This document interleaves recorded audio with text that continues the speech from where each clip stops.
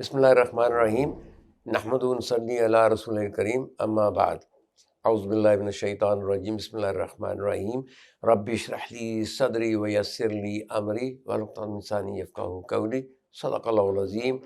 معزز خواتین و حضرات، لائٹ آف گائیڈنس میں عبدالرزاق پھر سے حاضر خدمت ہے۔ میری آپ سے گزارش ہے کہ آپ سارے جتنے بھی والدین ہیں، اساتذہ ہیں، اپنے بچوں کو تربیت کریں کہ ہمیشہ سچ بولیں، ایمانداری سے کام کریں،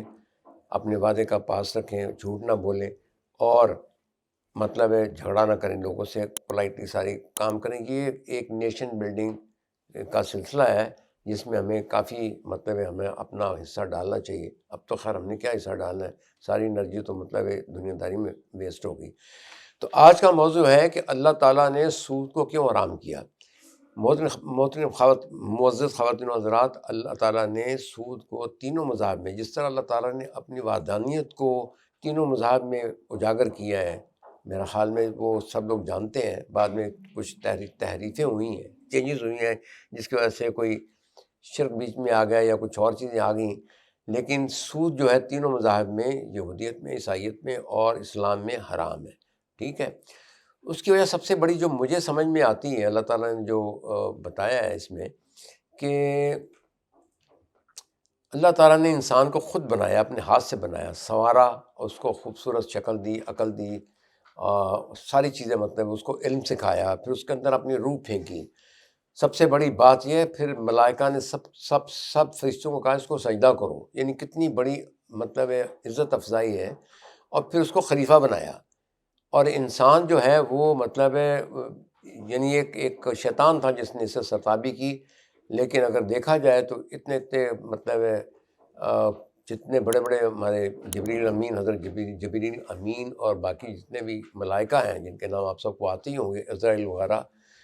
تو ان سے سجدہ کروایا گیا۔ اس کا مطلب کہ انسان کا رتبہ کتنا بلند ہے اور اشر مخلوقات ہے۔ تو اللہ تعالیٰ کا منشا یہ تھا کہ یہ نیچے جا کے یہ میرا انسان میرے احکامات کی پابندی کرے، اور لوگوں میں کچھ میری جو حکم دیے گئے ہیں ان کی تبلیغ کرے، ان کو پھیلائے، تاکہ پوری جو انسانیت ہے وہ ٹھیک طرح سے اپنی زندگی بسر کر سکے، امن سے زندگی بسر کر سکے۔ اور لیکن یہ نہیں کہ انسان جو ہے بالکل ہاتھ پہ ہاتھ رکھ کے بیٹھ جائے، 1 کروڑ روپیہ کمائے اور اس کے اوپر سود کھانا شروع کر دے۔ تو خواتین و حضرات، جو اس طرح کا کام کرے گا وہ تو نکما بندہ ہوا نا، اس نے تو کوئی کام نہیں کیا، نہ اس نے کوئی صنعت عرفت کی، نہ کوئی مزدوری کی، نہ کوئی محنت کی، نہ پسینہ بہایا، نہ کوئی خدمت خلق کی،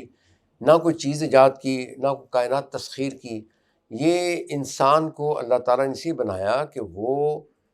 ساری ہر طریقے سے اس کائنات کی اسٹڈی کرے، اپنے آپ کی اسٹڈی کرے، تاکہ اس کو پتہ چلے کہ میری کس طریقے سے اللہ تعالیٰ نے میری تخلیق کی ہے، اور میرا مقام کیا، اور مجھے کیا کرنا ہے زندگی کے اندر،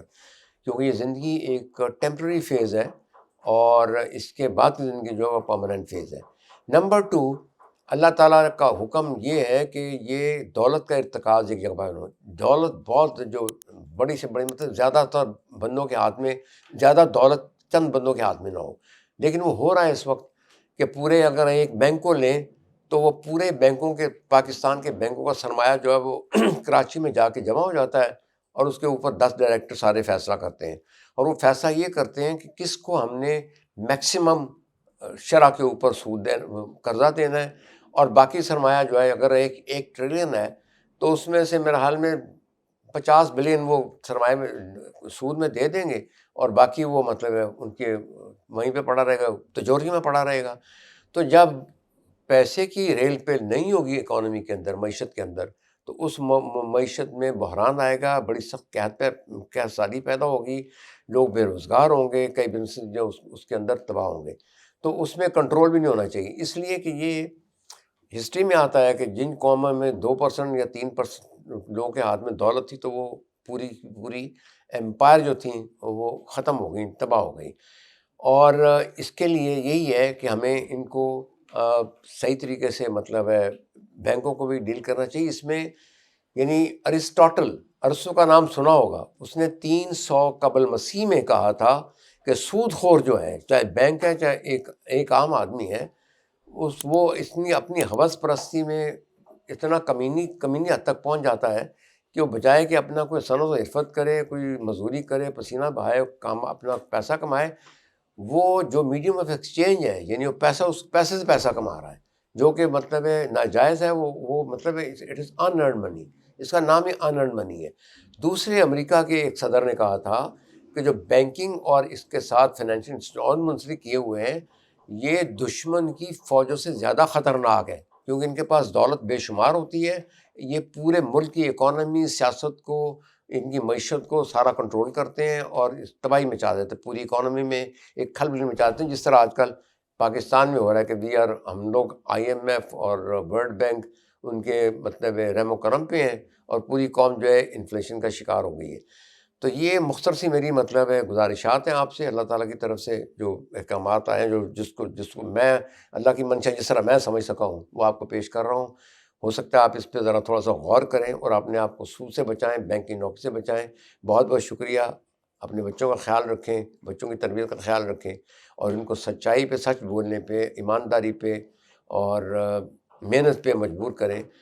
کوئی چیز جو بغیر محنت کے جو ہے حاصل کی گئی چیز ہے وہ حرام رزق میں آئے گی۔ تھینک یو ویری مچ، بہت بہت شکریہ جی۔